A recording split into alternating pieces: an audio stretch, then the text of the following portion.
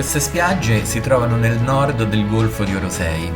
Sono delle piccole, bellissime perle. Sono romano, ma sono diventato sardo nel cuore.